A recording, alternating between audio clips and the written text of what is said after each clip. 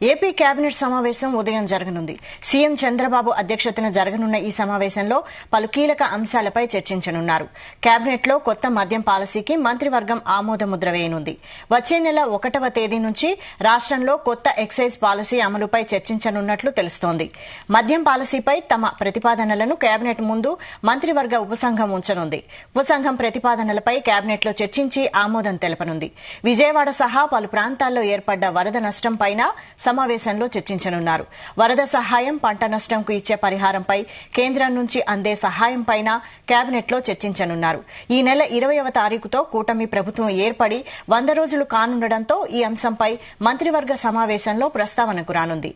వివిధ శాఖలు తమ 100 రోజుల ప్రణాళికల ఫలితాలపైన సమావేశంలో చర్చించే అవకాశం ఉంది.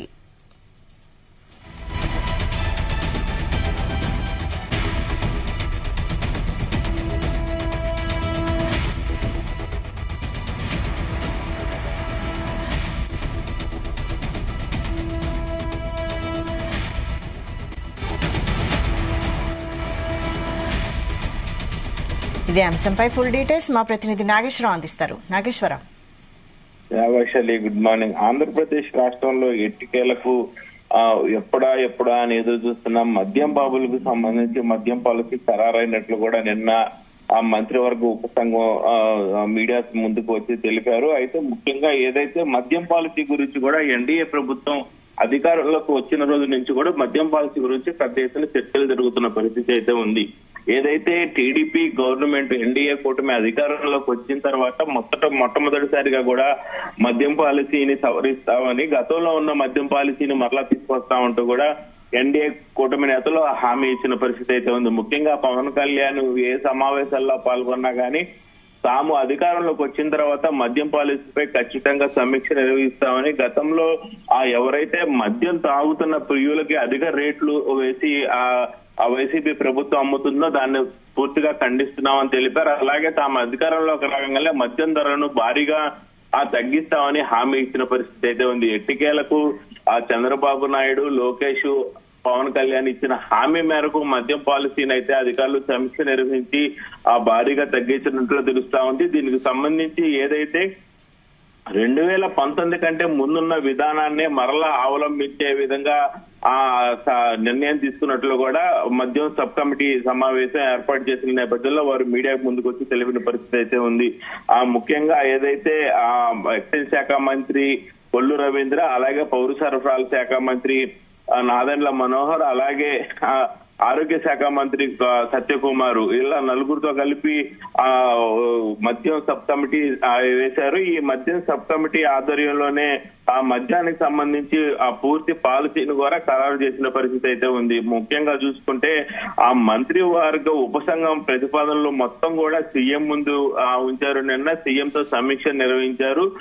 ఈ నేపథ్యంలోనే సబ్ కమిటీ ఏదైతే ఆ ప్రతిపాదనలను సీఎం కు సూచించిందో దానిలో స్వల్ప మార్పులు చేసి ఈ రోజు కేబినెట్ సమావేశం ముందు పెట్టి అప్రూవల్ తీసుకునే పరిస్థితి అయితే ఉంది. ముఖ్యంగా ఏదైతే 2019 కంటే ముందు ఉన్న మద్యం విధానమే మళ్ళా అమల్లోకి తీసుకొచ్చేందుకైతే తుది మెరుగులు దిద్దారని కూడా అర్థమవుతోంది. మొత్తంగా 3,396 మద్యం దుకాణాలపై నోటిఫై చేశారు. లాటరీ ద్వారా లైసెన్సులు కేటాయింపును కూడా ఖరారు చేశారు. అయితే నేడు కేబినెట్ లో తుది నిర్ణయం తీసుకొని ప్రకటించే అవకాశాలు అయితే కనపడతా ఉన్నాయి. ఏదైతే ముఖ్యంగా జగన్మోహన్ రెడ్డి హయాంలో 5 ఏళ్లలో దాదాపుగా 56,000 మందికి కిడ్నీ లివర్ సమస్యలు వచ్చినట్టు కూడా మద్యం సబ్ కమిటీ ఏర్పాటు చేసిన నేపథ్యంలో నిన్న వాళ్ళు మీడియా ముందుకు తెలిపిన పరిస్థితి. మొత్తానికైతే ఆ మంత్రివర్గం తయారు చేసిన మద్యం పాలసీపై గానీ, అలాగే ఏదైతే మద్యాన్ని తయారు చేస్తున్న విధానంలో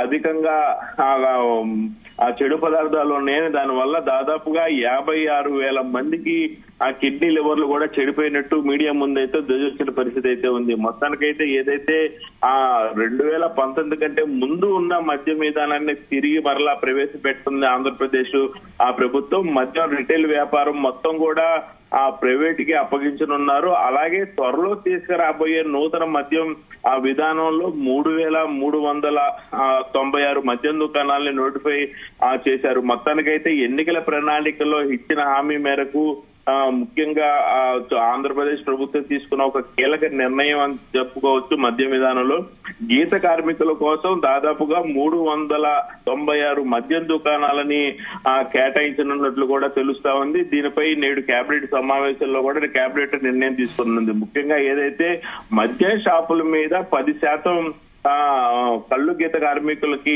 కేటాయిస్తానన్నారు. వాళ్ళు ఏదైతే కళ్ళు గీత కార్మికులు వాళ్ళ యొక్క వృత్తి కోల్పోయి ఆ సమస్యలు ఎదురవుతున్నట్లు కూడా చెప్పారు. రోడ్డును పడి కుటుంబాలకి ఉండటానికి గూడు గాని తినడానికి తిండి గాని లేని పరిస్థితి ఏర్పడిందంటూ కూడా చంద్రబాబు నాయుడు పవన్ కళ్యాణ్ గతంలో విన్నవించుకున్న పరిస్థితి ఉంది.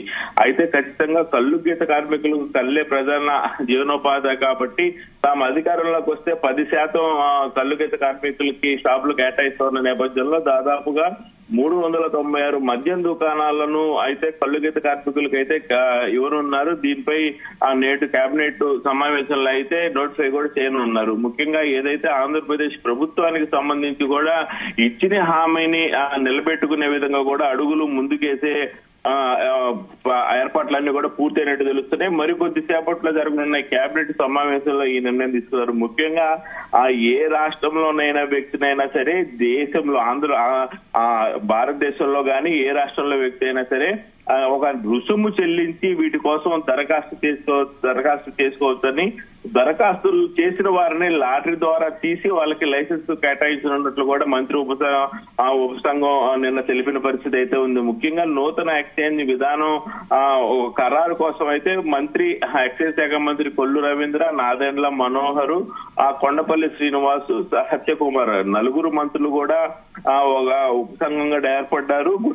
గొట్టిపాటి రవికుమార్ తో కూడా ఉపసంఘం ఏర్పడింది. మొత్తానికి ఉపసంఘం అయితే ఆ సచివాలయంలో సమావేశమై పలు ప్రతిపాదనలు సిద్ధం చేసిన అనంతరం కూడా వారు ఈ ప్రతిపాదనల మొత్తాన్ని కూడా రాష్ట్ర ముఖ్యమంత్రి చంద్రబాబు నాయుడు దృష్టిలో అయితే పెట్టిన పరిస్థితి అయితే మొత్తానికి అక్టోబర్ 4-5 తేదీ నాటికైతే కొత్త మద్య విధానం పూర్తి స్థాయిలో అమల్లోకి వచ్చే అవకాశాలు అయితే పూర్తిగా కనపడతా ఉన్నాయి. ముఖ్యంగా ఏదైతే ప్రభుత్వానికి మద్యం దుకాణాలకు సంబంధించి ప్రభుత్వానికి సంబంధించి మద్యం దుకాణాలన్నిటి కూడా ప్రభుత్వమే నిర్ణయించేటట్టు వైఎస్ఆర్సీపీ ప్రభుత్వం ప్రవేశపెట్టిన చట్టాన్ని కూడా పూర్తిగా సవరించనున్నది నూతన ప్రభుత్వం. అలాగే కొత్తగా తీసుకురాకపోయే మద్యం విధానంలో ప్రైవేట్ కే రిటైల్ వ్యాపారాన్ని అప్పగించాలని కూడా భావిస్తున్నట్లు అర్థమవుతా ఉంది. ముఖ్యంగా చట్ట సవరణ చేయాల్సి ఉన్న నేపథ్యంలో ప్రస్తుతం అసెంబ్లీ సమావేశాలు లేకపోవడంతో ఆర్డినెన్స్ అయితే నేడు జారీ చేయనున్నారని కూడా అర్థమవుతా ఉంది. అలాగే మంత్రివర్గ సమావేశ ఆమోదం లభించాక ఇది ప్రారంభం కానున్నట్లు కూడా మనకు అర్థమవుతుంది. ఈ ప్రక్రియ పూర్తయ్యేందుకు కనీసం రమారమి 34 రోజులు కూడా పట్టొచ్చు అని కూడా అధికారులు చెప్తున్న పరిస్థితి అయితే ఉంది. ముఖ్యంగా ఈ నెల 22-23 తేదీల్లో నూతన మద్యం విధానాన్ని అయితే ఖరారు చేస్తూ ఉత్తర్వులు అయితే ఎవరున్నారు. అయితే మొత్తానికి దరఖాస్తులు ఆహ్వానిస్తూ నోటిఫికేషన్ జారీ చేసే ప్రక్రియ ఎప్పుడైతే మొదలవుతుందో ఆంధ్రప్రదేశ్ లో మద్యం బాబులకి అదొక శుభవార్త అని చెప్పుకోవచ్చు. అలాగే దరఖాస్తుల స్వీకరణ కోసం కనీసం 7-8 రోజులు అవకాశం ఇచ్చేటట్లు కూడా కనపడతా ఉంది. 22-23 తేదీలో నూతన మద్యం విధానం తీసుకొస్తే అక్కడి నుంచి 7-8 రోజుల పాటు లైసెన్స్ అప్లై చేసుకునే గడువు అయితే ఇచ్చే అవకాశాలు కనపడుతా ఉన్నాయి. మొత్తానికి గీత కార్మికుల విభాగంలోకి వచ్చే 6 కులాల కోసం ప్రత్యేకంగా 396 దుకాణాలు అయితే నోటిఫై చేయనున్నారు. Right, thank you Nageswararao.